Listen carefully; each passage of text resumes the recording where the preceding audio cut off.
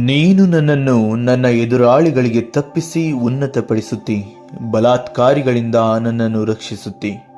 ಕೀರ್ತನೆ 18ನೇ ಅಧ್ಯಾಯ 48ನೇ ವಾಕ್ಯ. ಒಂದು ದೊಡ್ಡ ಸಮುದ್ರವಿತ್ತು. ಅದರಲ್ಲಿ ಹಲವಾರು ಜಲಚರಗಳು ವಾಸಿಸುತ್ತಿದ್ದವು. ಆ ಸಮುದ್ರದಲ್ಲಿ ಒಂದು ದೊಡ್ಡ ಮೀನು ಒಂದು ದಿನ ಚಿಕ್ಕ ಚಿಕ್ಕ ಮೀನುಗಳನ್ನು ನುಂಗಲು ವೇಗವಾಗಿ ಬರುತ್ತಿತ್ತು. ಇದನ್ನು ನೋಡಿದ ಚಿಕ್ಕ ಮೀನಿನ ಗುಂಪು ನೇರವಾಗಿ ಹೋಗದೆ ಓರೆಯಾಗಿ ವೇಗವಾಗಿ ಹೋದವು.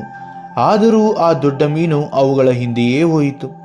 ಆ ಚಿಕ್ಕ ಮೀನುಗಳು 4 ದಿಕ್ಕಿಗೂ ಚದರಿ ಹೋದವು ಮತ್ತು ಮನಸ್ಸಿನಲ್ಲಿ ಆ ದೊಡ್ಡ ಮೀನು ಯಾವ ಕಡೆ ಹೋಗಬೇಕೆಂದು ತಿಳಿಯದೆ ಹಿಂದಿರುಗುತ್ತದೆ ಎಂದು ಭಾವಿಸಿದವು.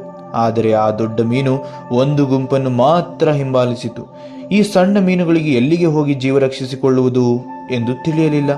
ಮೇಲೆ ಹೋದರೂ ಆ ದೊಡ್ಡ ಮೀನು ಹಿಂಬಾಲಿಸುತ್ತಿತ್ತು, ಕೆಳಗೆ ಹೋದರೂ ಹಿಂಬಾಲಿಸುತ್ತಿತ್ತು. ಕೊನೆಗೆ ಆ ಸಣ್ಣ ಮೀನಿನ ಗುಂಪು ಸಮುದ್ರದ ಆಳದಲ್ಲಿದ್ದ ಒಂದು ಬಂಡೆಯ ಸಂದಿನಲ್ಲಿ ನುಗ್ಗಿದವು.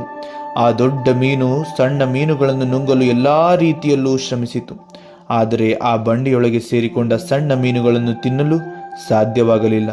ಕೊನೆಗೆ ಸೋತು ಹಿಂದಿರುಗಿತು. ಇತ್ತ ಸಣ್ಣ ಮೀನುಗಳು ದೊಡ್ಡ ಮೀನು ಹಿಂದಿರುಗಿದ್ದರಿಂದ ಸಂತಸಪಟ್ಟವು ಮತ್ತು ಆ ಬಂಡೆಯನ್ನೇ ತಮ್ಮ ಆಶ್ರಯವಾಗಿಸಿಕೊಂಡವು. ಪ್ರಿಯರೇ, ಈ ಕಥೆಯಲ್ಲಿ ನಾವು ಕೇಳಿದಂತೆ ಆ ಸಣ್ಣ ಮೀನುಗಳು ದೊಡ್ಡ ಮೀನಿನಿಂದ ಜೀವ ಉಳಿಸಿಕೊಳ್ಳಲು ಹಲವಾರು ರೀತಿಯಲ್ಲಿ ಶ್ರಮಿಸಿದವು.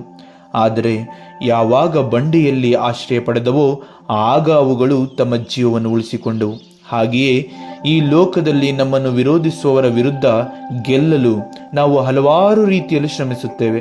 ಉದಾಹರಣೆಗೆ, ವಿರೋಧಿ ಮಾತನಾಡಿದಾಗ ಅವನ ವಿರುದ್ಧ ಮಾತನಾಡುವುದರ ಮೂಲಕ, ಅವರ ವಿರುದ್ಧವಾಗಿ ವ್ಯಕ್ತಿತ್ವಗಳನ್ನು ಎತ್ತಿಕಟ್ಟುವುದರ ಮೂಲಕ, ಅವರು ಏನೇ ಮಾಡಿದರೂ ತಪ್ಪುಗಳನ್ನು ಹುಡುಕುವುದರ ಮೂಲಕ, ಹೀಗೆ ಹಲವಾರು ದಾರಿಗಳನ್ನು ಹಿಡಿದು ಸೋಲಿಸಲು ಮುಂದಾಗುತ್ತೇವೆ.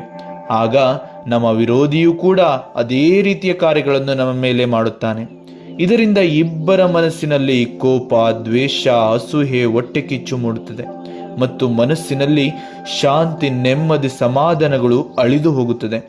ಆದ್ದರಿಂದ ವಿರೋಧಿ ಯಾವ ವಿರೋಧಿ ಕಾರ್ಯಗಳನ್ನು ಮಾಡಿದರೂ ನೀವು ಮಾತ್ರ ದೇವರ ಆಶ್ರಯ ಪಡೆದು ದೈವ ಮೆಚ್ಚುವ ಪ್ರೀತಿ, ಬಾಂಧವ್ಯದ, ಸಹೋದರತ್ವದ ಮತ್ತು ಕ್ಷಮಿಸುವ ಜೀವಿತದೊಂದಿಗೆ ಶಾಂತಿ, ಸಮಾಧಾನ, ಸಂತೋಷದಿಂದ ಜೀವಿಸಿರಿ. ನಿಮ್ಮ ಆಶ್ರಯ ದುರ್ಗವಾಗಿರುವ ದೇವರು ವಿರೋಧಿಗಳ ಮುಂದೆಯೇ ನಿಮ್ಮನ್ನು ಉನ್ನತಕ್ಕೇರಿಸಿ ನಿಮ್ಮನ್ನು ವಿರೋಧಿಗಳಿಂದ ರಕ್ಷಿಸುವರು. ಜೈ ಯೇಸು ಕ್ರಿಸ್ತ.